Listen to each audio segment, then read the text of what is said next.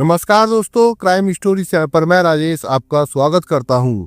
दोस्तों, आज मैं आपको अपराध की जिस वारदात के बारे में बताने जा रहा हूं, वो वारदात शाहपुर उत्तर प्रदेश में हुई थी। तो चलिए दोस्तों, जानते हैं इस वारदात के बारे में। दोपहर 2 बजे की गई शीला रात होने तक घर नहीं लौटी तो उसके बच्चे परेशान होने लगे। वो डॉक्टर बंगाली से खुजली की दवा लेने शमशाबाद गई थी। उसे घंटे 2 घंटे में लौट आना चाहिए था, लेकिन घंटे 2 घंटे की कौन कहे, उसे गए कई घंटे हो गए थे और वो लौट कर नहीं आई थी। अब तक तो डॉक्टर बंगाली का क्लिनिक भी बंद हो गया होगा। शीला का बड़ा बेटा 10 साल का सतीश रात होने की वजह से डर रहा था। वो ताऊ चाचाओं से भी मदद नहीं ले सकता था, क्योंकि अभी कुछ दिनों के पहले ही उसकी माँ की ताऊ और चाचाओं से खूब लड़ाई हुई थी। उस लड़ाई में ताऊ और चाचा ने उसकी माँ की खूब बेइज्जती की थी। सतीश के मन में माँ को लेकर तरह तरह के सवाल उठ रहे थे। माँ के न आने से वो परेशान था ही, उससे भी ज्यादा परेशानी उसे छोटे भाइयों के रोने से हो रही थी। 8 साल के मनोज और 3 साल के हरीश का रो रो कर बुरा हाल था। अब तक उन्हें भूख भी लग गई थी। उसने उन्हें दुकान से बिस्किट लाकर खिलाया था, लेकिन बच्चे कहीं बिस्किट से मानते हैं। अब तक खाना खाने का समय हो गया था। सतीश अब तक माँ को सैकड़ों बार फोन कर चुका था, लेकिन माँ का फोन बंद होने की वजह से उसकी बात नहीं हो पाई थी। जब वो हद से ज्यादा परेशान हो गया और उसे कोई राह नहीं सूझी, तो उसने अपने मामा श्रीनिवास को फोन करके माँ के बंगाली डॉक्टर के यहाँ जाने और वापस न लौटने की बात बता दी। दोपहर की गई शीला उतनी देर तक नहीं लौटी, ये जानकर श्रीनिवास परेशान हो गया। वो समझ गया कि मामला कुछ गड़बड़ है। बहन के इस तरह अचानक रहस्यमय ढंग से गायब होने की जानकारी पाकर वो बेचैन हो उठा। उसके भांजे माँ को लेकर किस तरह परेशान होंगे, उसे इस बात का पूरा अंदाजा था। उसने भी शीला को फोन किया, लेकिन जब फोन बंद था तो शीला की भी उससे कैसे बात होती। बहन से बात ही हो सकी तो दोस्त की मोटरसाइकिल लेकर वो तुरंत घर से निकल पड़ा। 8 किलोमीटर का रास्ता तय करके वो 15-20 मिनट में भांजों के पास पहुंच गया। बहन को लेकर उसके मन में तरह तरह के विचार आ रहे थे। जवान बहन के साथ बदनीयती से किसी ने बुरा तो नहीं कर दिया, ये सोचने के पीछे वजह ये थी कि एक तो शीला घर नहीं लौटी थी, दूसरे उसका फोन भी बंद था। उसकी समझ में नहीं आ रहा था कि ऐसा अचानक क्या हो गया कि बहन का फोन बंद हो गया। श्रीनिवास ने सबसे पहले तो अपने तीनों भांजाओं के लिए खाने की व्यवस्था की। इस बीच बातचीत में सतीश ने मामा को बताया कि उन्हें स्कूल से लाकर खाना खिलाया। वे अपना होमवर्क करने में लगे तो माँ तैयार होकर दवा लेने चली गई। उसने घंटे 1.5 घंटे में लौटने को कहा था, लेकिन पता नहीं क्या हुआ कि वो लौटकर ही नहीं आई। सतीश ने बताया था कि शीला शमशाबाद वाले डॉक्टर बंगाली से दवा लेने गई थी। सतीश के इस बात से श्रीनिवास को हैरानी हुई, क्योंकि अभी तक तो शीला गांव से थोड़ी दूरी पर अपना क्लिनिक चलाने वाले डॉक्टर बंगाली से दवा लेती थी। इस बार वो शमशाबाद क्यों चली गई? शीला का पति यानी श्रीनिवास का बहनोई जयपाल दिल्ली में रहता था। श्रीनिवास ने जयपाल को फोन करके सारी बात बताई तो उसने मजबूरी जताते हुए कहा कि वो इस समय गांव नहीं आ सकता, लेकिन उसने शीला की खोजबीन करने का अनुरोध किया। श्रीनिवास ने बहन के इस तरह अचानक गायब होने पर उसके जेठ सहीराम और देवरों गिरिराज, राकेश तथा दिनेश से बात की, तो इन लोगों में से किसी ने भी उसे ठीक से जवाब नहीं दिया। उन्होंने शीला और उसके बच्चों से किसी तरह की हमदर्दी या सहानुभूति दिखाने के बजाय साफ साफ कह दिया कि वो खुद ही ढूंढ ले, उससे उन्हें कोई लेना देना नहीं है। अपनी बहन के जेठ और देवरों की बात से श्रीनिवास समझ गया कि पिछले दिनों संपत्ति को लेकर इन लोगों का उसके बहन बहनोई से झगड़ा हुआ था। इसी वजह से ये लोग नाराज है, इसलिए इन लोगों से किसी भी तरह की मदद की उम्मीद करना बेकार है। वो तीनों भांजों को लेकर अपने गांव चला गया। बच्चों को अपनी माँ के पास छोड़कर वो बहन की तलाश करने लगा। बेटी के इस तरह अचानक गायब होने से उसकी माँ भी चिंतित थी।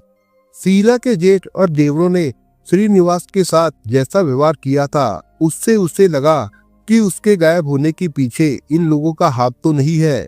उसकी माँ को भी कुछ ऐसा ही लग रहा था, इसलिए माँ बेटे ने इस बात पर गहराई से विचार किया। रात काफी हो गई थी, इसके बावजूद श्रीनिवास शमशाबाद चौराहे पर डॉक्टर बंगाली की क्लिनिक तक शीला को ढूंढने आया था। उसका सोचना था कि साधन न मिल पाने की वजह से बहन घर न जा पाई हो, लेकिन पूरे रास्ते में उसे एक भी आदमी आता जाता नहीं मिला। रास्ते में ही नहीं, बाजार में भी सन्नाटा पसरा था। विकलांग श्रीनिवास पूरी रात बहन की तलाश में भटकता रहा।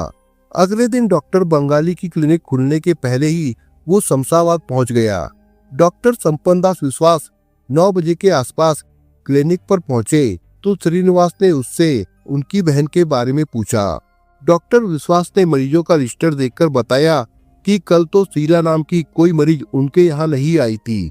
इससे श्रीनिवास को किसी अनहोनी की आशंका हुई। वो सीधे थाना शमशाबाद जा पहुंचा। उसने शीला के अपहरण व हत्या की रिपोर्ट दर्ज करानी चाहिए, तो थाना प्रभारी ने अगले दिन शीला की फोटो लेकर आने को कहा। थाना प्रभारी ने अगले दिन आने को कहा तो श्रीनिवास को लगा पुलिस टाल रही है, इसलिए वो वहां से सीधे जिला अधिकारी के यहाँ चला गया।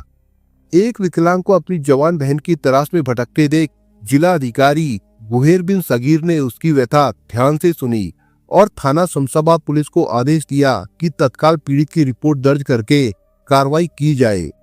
जिला अधिकारी के आदेश के बाद श्रीनिवास थाना शमशाबाद पहुंचा और शीला का अपहरण कर हत्या करने की रिपोर्ट दर्ज करने के लिए उसने शीला के जेठ सहीराम, देवर गिरिराज, दिनेश, राकेश और देवरानी रामलीला को नामजद करते हुए तहरीर दे दी।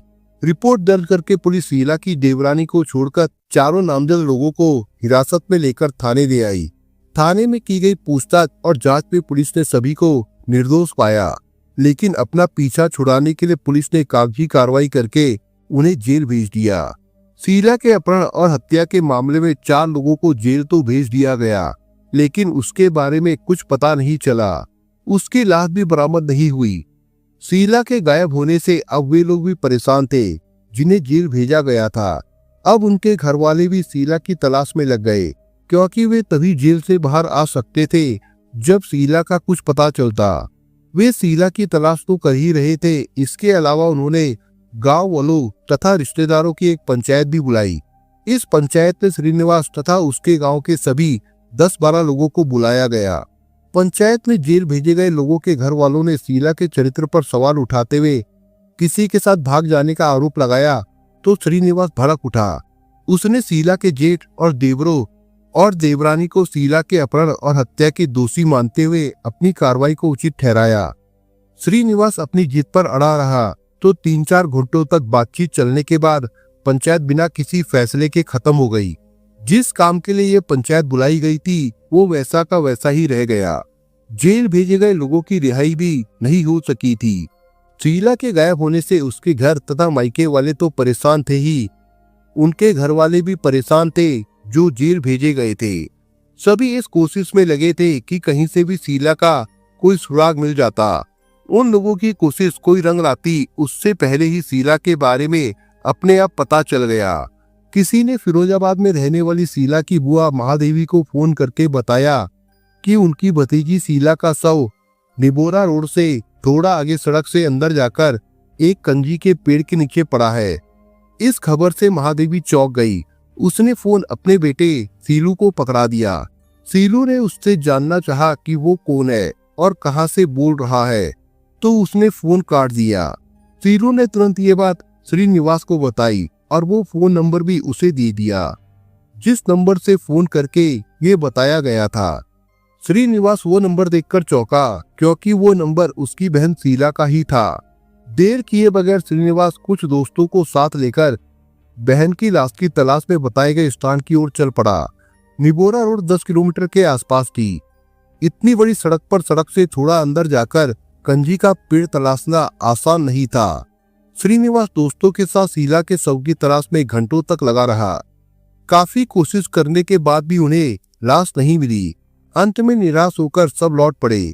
वे शमशाबाद चौराहे पर पहुंचे थे कि श्रीनिवास के मोबाइल पर फोन आया। उसने नंबर देखा तो वो शीला का था। उसने फोन रिसीव करने के साथ ही रिकॉर्डिंग चालू कर दी, जिससे वो फोन करने वाले की बात रिकॉर्ड कर सके।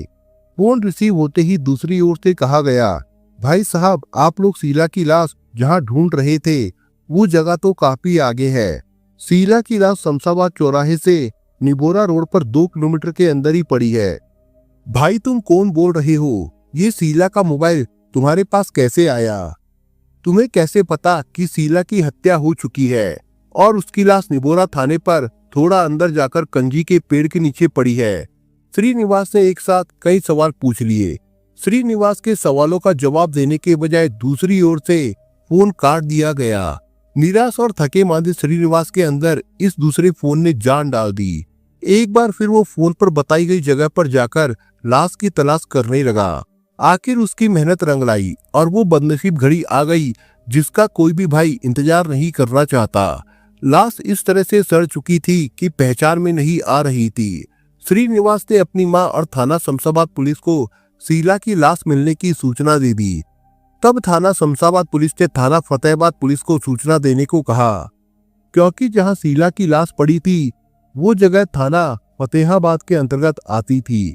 तब श्रीनिवास ने 100 नंबर पर फोन करके सारी बात बताई। इसके बाद पुलिस कंट्रोल रूम ने थाना फतेहाबाद के थाना प्रभारी मुनेश कुमार को सूचना देकर तत्काल कार्रवाई करने का निर्देश दिया। बेटे की लाश मिलने की सूचना पाकर रमा देवी भी घटनास्थल पर जा पहुंची। सकल सूरत से वो भी लाश को नहीं पहचान सकी। तब उसने बेटी की लाश कान के कुंडल, गले के मंगलसूत्र और साड़ी से पहचानी। अब तक थाना फतेहाबाद के प्रभारी मुनीश कुमार भी सहयोगियों के साथ वहां पर आ गए थे। लाश देखकर ही वो जान गए कि 3-4 दिनों पहले हत्या करके इसे यहाँ लाकर फेंका गया है, क्योंकि वहां संघर्ष का कोई निशान नहीं था, जिससे साफ लगता था कि हत्या यहाँ नहीं की गई है। इसके अलावा लाश के पास तक मोटरसाइकिल के टायरों के आने और जाने के निशान भी थे। लाश से इतनी तेज दुर्गंध आ रही थी कि वहां खड़ा होना मुश्किल हो रहा था। इसलिए पुलिस ने आनन फानन में जरूरी कार्रवाई निपटाकर लाश को पोस्टमार्टम के लिए आगरा के एसएन मेडिकल कॉलेज भिजवा दिया। इसके बाद थाना शमशाबाद पुलिस ने अपने यहाँ दर्ज शीला के अपहरण और हत्या का मुकदमा थाना फतेहाबाद पुलिस को ट्रांसफर कर दिया, जहां यह अपराध संख्या 183/2013 पर धारा 302-201 के अंतर्गत दर्ज हुआ। मुकदमा दर्ज होते ही थाना प्रभारी मुनीश कुमार ने जांच शुरू की। ये 3 अगस्त 2013 की बात है। मुनीश कुमार ने सबसे पहले श्रीनिवास से पूछताछ की। उसने शुरू से लेकर लाश बरामद होने तक की पूरी कहानी उन्हें सुना दी। उसकी इस कहानी में मृतक शीला के मोबाइल फोन से उसकी हत्या और लाश पड़ी होने की बताने वाली बातें चौंकाने वाली थी, क्योंकि अक्सर हत्या करने वाले मृतक का मोबाइल सिम निकालकर फेंक देते हैं जिससे वे पकड़े ना जाए, लेकिन यहाँ मामला अलग था। साफ था कि मृतका का मोबाइल जिस किसी के भी पास था वो उसके हत्यारे को जानता होगा या खुद ही हत्यारा होगा। यही सोचकर मुनीश कुमार ने उस नंबर को सर्विलांस टीम को सौंप दिया, क्योंकि इस नंबर की कॉल डिटेल्स और लोकेशन हत्यारे तक पहुंचा सकती थी। पोस्टमार्टम रिपोर्ट के अनुसार शीला की हत्या 31 जुलाई 2013 की शाम को गला दबाकर की गई थी, लेकिन गला दबाने से पहले उसे कोई जहरीली चीज भी खिलाई गई थी। इसका मतलब शीला की हत्या उसी दिन हो गई थी जिस दिन वो गायब हुई थी। सर्विलांस से मिली जानकारी के अनुसार शीला का फोन 31 जुलाई की शाम को बंद हो गया था। 2 दिनों बाद फोन चालू हुआ तो उसकी लोकेशन गांव अमर सिंह का पुरा की थी। फोन की लोकेशन तो बदलती रही थी, लेकिन ज्यादातर उसकी लोकेशन अमर सिंह का पुरा की ही बताई जा रही थी। इसका मतलब फोन उसी गांव के किसी आदमी के पास था। थाना प्रभारी ने अमर सिंह का पुरा में अपने मुखबिरों को तैनात कर दिया। इसके बाद उन्होंने कॉल डिटेल्स का अध्ययन किया तो पता चला कि शीला के फोन पर 30 जुलाई से 31 जुलाई की दोपहर तक एक नंबर से लगातार बात हुई थी। मनीष कुमार ने उस नंबर के बारे में पता किया तो वो नंबर शीला के ही परिवार के एक लड़के भूपेंद्र कुमार का था। रिश्ते में वो उसका भतीजा लगता था। भूपेंद्र शीला के जेठ लगने वाले रामलाल का बेटा था। थाना प्रभारी मुनीश कुमार सोचने लगे कि आखिर भूपेंद्र ने शीला को फोन क्यों किए थे। उन्होंने जब इस सवाल पर गहराई से सोचा तो भूपेंद्र पर उन्हें शक हो गया। भूपेंद्र पर शक होते ही थाना प्रभारी पुलिस टीम के साथ शाहपुर के लिए निकल पड़े। थाना फतेहाबाद पुलिस टीम शाहपुर गांव पहुंची तो गांव वाले परेशान हो उठे, क्योंकि शीला की हत्या के मामले में पहले से ही 4 लोग जेल जा चुके थे। पुलिस किसे पकड़ने आई है, गांव में इसी बात की चर्चा होने लगी। गांव वाले पुलिस से पूछताछ कर रामलाल के घर पहुंची। भूपेंद्र घर पर ही था। पुलिस ने उसे जीप में बैठा लिया। गांव वालों ने इस बात का काफी विरोध किया, लेकिन पुलिस के आगे किसी की भी एक न चली और थाना प्रभारी उसे थाने ले आए। थाने लाकर उन्होंने उससे सीधे पूछा, शीला की हत्या तुमने क्यों की? मुनीश कुमार ने भूपेंद्र से ये बात इस तरह से पूछी जैसे उन्हें पता हो कि शीला की हत्या इसी ने की है। उनके इस सवाल से भूपेंद्र परेशान हो उठा कि इन्हें कैसे पता चला कि शीला की हत्या उसी ने की है। उसने सुना था कि अपराध उगलवाने के लिए पुलिस आरोपियों को बहुत बुरी तरह से मारती है। पुलिस की मार से बचने के लिए उसने तुरंत स्वीकार कर लिया कि अपने दोस्त फतेह सिंह के साथ मिलकर उसी ने शीला की हत्या की है। अमर सिंह का पुरा के रहने वाला फतेह सिंह के पास ही शीला का मोबाइल फोन है। उसी ने फोन करके पहले शीला की बुआ और उसके बाद श्रीनिवास को लाश के बारे में बताया था। थाना प्रभारी मुनीश कुमार ने अमर सिंह का पुरा जाकर भूपेंद्र सिंह की निशानदेही पर उसके दोस्त फतेह सिंह को भी गिरफ्तार कर लिया। इसके बाद दोनों से की गई पूछताछ पे शीला की हत्या की जो कहानी सामने आई वो कुछ इस प्रकार से थी। थाना डोकीगांव कटोरा के रहने वाले राम सनेही के परिवार में पत्नी रमा देवी के अलावा 7 संतानों का भरा पूरा परिवार था। संतानों में बेटी मुन्नी देवी सबसे बड़ी थी तो कल्लो सबसे छोटी। शीला राम सनेही की दूसरे नंबर की बेटी थी। बेटियों में वो सबसे खूबसूरत थी। शादी के योग्य होते ही राम सनेही ने उसके लिए घरवर की तरह शुरू कर दी थी। खूबसूरत होने की वजह से राम सनेही को उसके लिए ज्यादा भागदौड़ नहीं करनी पड़ी। शाहपुर के रहने वाले छोटे लाल का बेटा जयपाल उन्हें शीला के लिए पसंद आ गया। जयपाल को शीला पहली ही नजर में भा गई थी। इसके बाद दोनों की शादी हो गई। ये 10-11 साल पहले की बात है। शीला ससुराल आ गई। ससुराल में एक जेठ और 3 देवरों का भरा पूरा परिवार था। जयपाल दिल्ली में नौकरी करता था। महीने 2 महीने में ही उसका गांव आना होता था। समय के साथ शीला 3 बच्चों सतीश, मनोज और हरीश की मां बनी। हरीश के पैदा होने के बाद जयपाल की तबीयत खराब रहने लगी थी, लेकिन परिवार की जिम्मेदारी उस पर थी, इसलिए दिल्ली में रहकर नौकरी करना उसकी मजबूरी थी। उसकी इस बीमारी का असर सबसे ज्यादा शीला पर पड़ा, क्योंकि बीमारी की वजह से उसका शरीर इस लायक नहीं रहा कि घर जाने पर वो शीला को खुश कर पाता। शीला को जब लगा कि पति अब उसे खुश नहीं कर सकता, तो वो अपनी खुशी किसी और में तलाशने लगी। उसकी ये तलाश जल्दी ही खत्म हो गई, क्योंकि इसके लिए उसे कहीं बाहर नहीं जाना पड़ा। परिवार के ही जेठ रामलाल का 20-22 साल का बेटा भूपेंद्र उसे भा गया। वो सेल्समैन था। उसका शहर भी आना जाना लगा रहता था। गांव में वो सबसे ज्यादा स्मार्ट था। शहर आने जाने की वजह से वो रहता भी बन ठन कर था। शीला को भूपेंद्र भा गया और वो उस पर डोरे डालने लगी। खूबसूरत शीला का गदराया बदन था।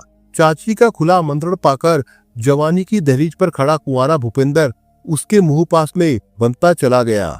फिर तो वो दिन आते देर नहीं लगी जब चाची भतीजे ने सारी मर्यादाएं तोड़कर 2 जिस्म एक जान कर दिए।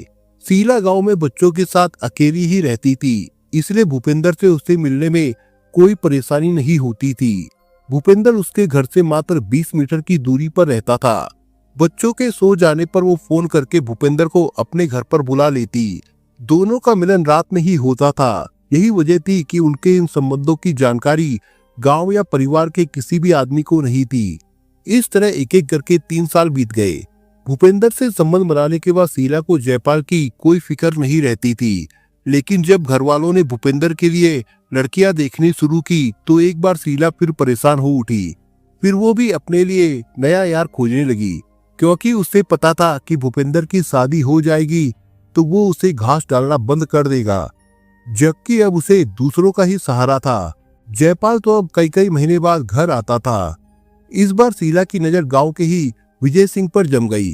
विजय सिंह भी कुंवारा था, इसलिए जल्द ही वो शीला के प्रेम जाल में फंस गया। इस तरह शीला के अब 2 यार हो गए थे। विजय सिंह को अपने प्रेम जाल में फंसकर शीला निश्चिंत हो गई। भूपेंद्र उसके पास आना छोड़ देगा तो विजय सिंह तो रहेगा ही। वो विजय को भी भूपेंद्र की ही तरह सबके सो जाने पर रात को घर पर बुलाती। गर्मियों में जयपाल घर आया तो जायदाद को लेकर भाइयों से झगड़ा हो गया। जयपाल अकेला था जबकि भाई 4 थे। उन्होंने जयपाल की पिटाई कर दी। शीला पति को बचाने गई तो उन लोगों ने उसे भी जमीन पर गिराकर मारा पीटा। इसके बाद मामला पुलिस तक पहुंचा तो जेठ और देवरों ने सबके सामने अपनी गलती के लिए लिखित रूप से माफी मांगी। इसके बाद पूरा परिवार शीला से नफरत करने लगा। ठीक होने के बाद जयपाल दिल्ली चला गया तो शीला अपने पुराने ढर्रे पर चल पड़ी। भूपेंद्र ने माँ बाप से विवाह का काफी विरोध किया, लेकिन उम्र का वास्ता देकर माँ बाप ने उसकी एक ना सुनी और 13 जुलाई 2013 को उसकी शादी कर दी। पत्नी के आने के बाद वो शीला की ओर से लापरवाह तो हुआ, लेकिन उसके पास जाना नहीं छोड़ा। ऐसे में ही किसी दिन उसे शीला और विजय सिंह के संबंधों का पता चला तो वो बौखला उठा। उसने ये बात शीला से कही तो शीला ने कहा, मैं तुम्हारी पत्नी तो हूं नहीं कि सिर्फ तुम्हारी होकर रहूं। मैंने जिसके साथ 7 फेरे लिए, जब मैं उसकी नहीं हुई तो तुम्हारी क्यों होंगी। मेरे मन में जो आएगा मैं वही करूंगी। रौबदार दिखाना तो अपनी पत्नी को दिखाओ, उसे पल्लू में बांध कर रखो। तुम उसके पास सोते हो तो मैंने तुम्हें कभी मना किया, फिर तुम मुझे क्यों रोक रहे हो। शीला की ये बातें भूपेंद्र को अच्छी नहीं लगी, फिर भी वो कुछ नहीं बोला, लेकिन मन ही मन में उसने तय कर लिया कि शीला जिस शरीर और सुंदरता के बल पर कूद रही है, उसे वो ऐसा कर देगा कि छूने की कौन कहे, कोई उसकी ओर दिखेगा तक नहीं। इसके लिए उसने तेजाब डालने की योजना बनाई, लेकिन इससे उसे लगा कि वो फंस जाएगा, क्योंकि तेजाब डालते समय शीला उसे पहचान लेगी। फंसने के डर से उसने इस योजना पर पानी डाल दिया और कोई नई योजना बनाने लगा। भूपेंद्र की पत्नी मायके गई हुई थी, इसलिए अकेला लेटा हुआ वो योजनाएं बनाता रहता था। ऐसे में ही उसने सोचा कि क्यों ना वो शीला नाम की इस बला को ही खत्म कर दे, इसमें पकड़े जाने की संभावना कम रहेगी। इस योजना को अंजाम देने के लिए उसने शीला से एक बार फिर से मेलजोल बढ़ा दिया। अब वो उससे सिर्फ बातें करता था, रात में उसके पास आने के लिए कभी नहीं कहता था। शीला भी अब फिर से उसमें दिलचस्पी लेने लगी।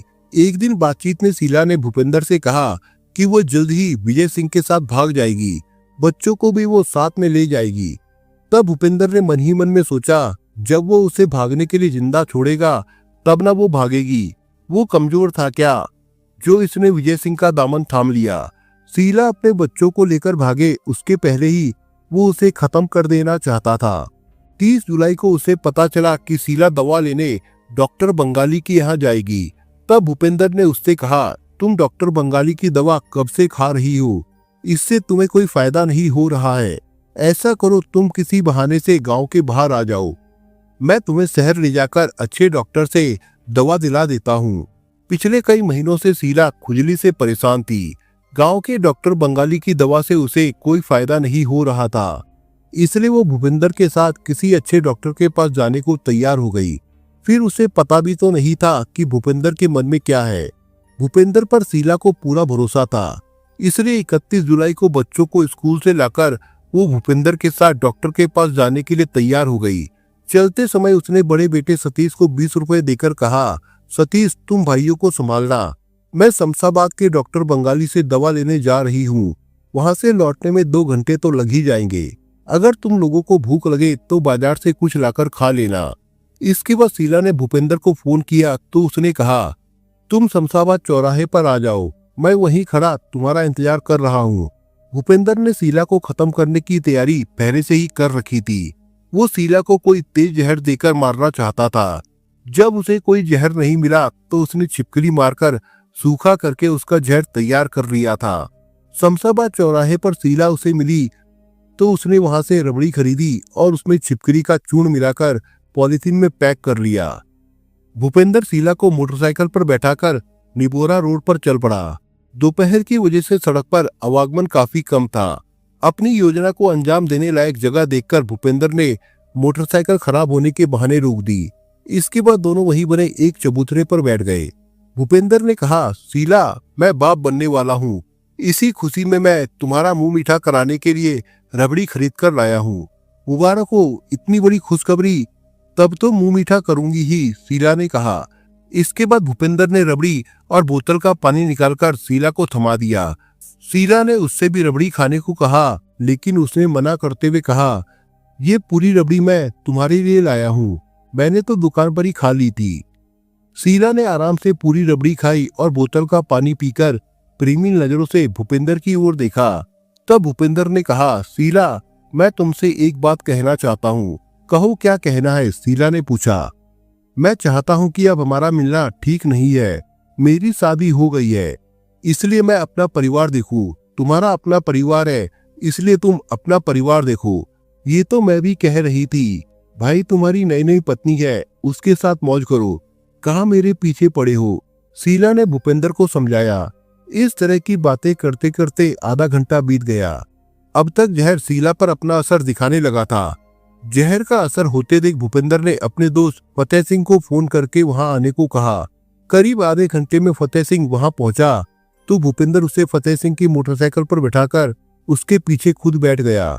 इस तरह बेहोश शीला को बीच में बैठाकर सड़क से कुछ अंदर जाकर शीला को जमीन पर पटक दिया। वहीं पर उसकी गला दबाकर हत्या कर दी गई। इसके बाद लाश को कंजी के पेड़ के नीचे इस तरह से रख दिया गया कि वो आसानी से दिखाई ना दे। इसके बाद भूपेंद्र ने फतेह सिंह को इस मदद के लिए 1000 रुपए नकद और शीला का मोबाइल फोन देकर विदा कर दिया। फतेह सिंह अपने घर चला गया तो भूपेंद्र भी अपनी मोटरसाइकिल लेकर अपने घर चला गया। शीला के घर वाले क्या कर रहे हैं भूपेंद्र को सब पता चलता ही रहता था, लेकिन शीला की लाश का क्या हुआ ये देखने के लिए वो अगले दिन घटना स्थल पर गया। तेज गर्मी की वजह से अगले दिन ही शीला की लाश सड़ने लगी थी। प्रेमिका की लाश को सड़ते हुए देखकर भूपेंद्र बेचैन हो उठा। जिस शरीर से उसे इतना सुख मिला था उसे वो सड़ता गलता नहीं देख सकता था। फिर भी उस दिन वो चुप रहा, लेकिन जब उसके परिवार के 4 निर्दोष लोग जेल चले गए तो उससे रहा नहीं गया और उसने फतेह सिंह को फोन करके लाश की जानकारी पहले शीला की बुआ और उसके बाद उसके भाई श्रीनिवास को दे दी। शायद उसे पता नहीं था कि इस तरह फोन करने से वो पकड़ा जाएगा। अगर उसे पता होता तो वो ये गलती कभी नहीं करता। पूछताछ के बाद पुलिस ने भूपेंद्र और फतेह सिंह को अदालत में पेश किया, जहां से दोनों को जेल भेज दिया गया था। पुलिस ने फतेह सिंह के पास से शीला का वो मोबाइल फोन भी बरामद कर लिया था, जिससे निभोरा रोड पर लाश पड़ी होने की सूचना दी गई थी। फिलहाल दोनों अभियुक्त अभी तक जेल में बंद है और उनकी जमानतें भी नहीं हो पाई है। दोस्तों, आप अगर चैनल पर नए हो तो आप चैनल को सब्सक्राइब करने के साथ कमेंट बॉक्स में इस कहानी के बारे में अपने विचार जरूर लिखिएगा। मिलता हूँ एक नई कहानी के साथ, तब तक के लिए अपना ख्याल रखिएगा। धन्यवाद।